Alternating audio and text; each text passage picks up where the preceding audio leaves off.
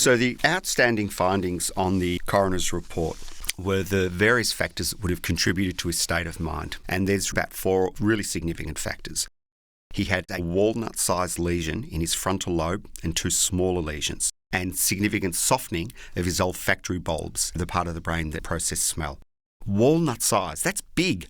The brain damage can't be underestimated. It was underestimated in his life, but looking back, he had clear evidence of impaired brain function in the most important part of the brain for planning your future and for managing your emotions and regulating your behaviour.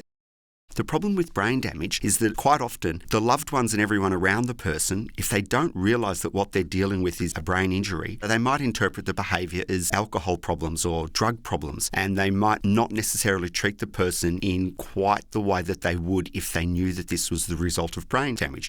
If you thought that this was a brain injury, you would treat the person very differently and you'd have a different pathway of recovery for them. It's really sad that more wasn't done and known about it at the time.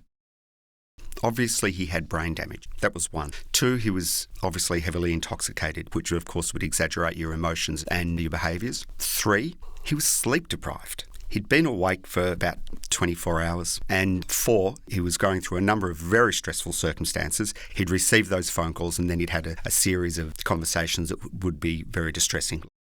There was a perfect storm of factors to make him impulsive. Sleep deprivation makes you impulsive, alcohol makes you impulsive, frontal lobe brain damage makes you impulsive.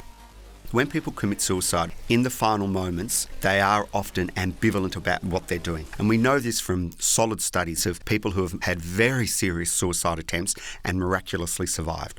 When we ask those people, what were you thinking at the time you attempted to kill yourself? It's very common for people to be intoxicated. And they normally say that they were in an agitated state of mind, distressed, and they were jumping around from one thing to another. Mostly it is not a thought-out, considered decision like the public imagines. Mostly it's chaotic in the last moments. Because if you just delay people a little bit, 5 minutes, 10 minutes, 20 minutes, circumstances often intervene. Their mind quickly changes and they decide to get help.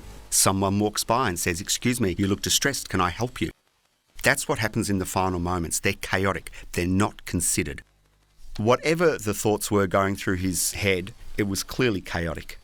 This is not a person who made a considered decision to leave this world. This is a person whose brain was exhausted, full of alcohol, and who had a background of brain damage that contributes to being impulsive.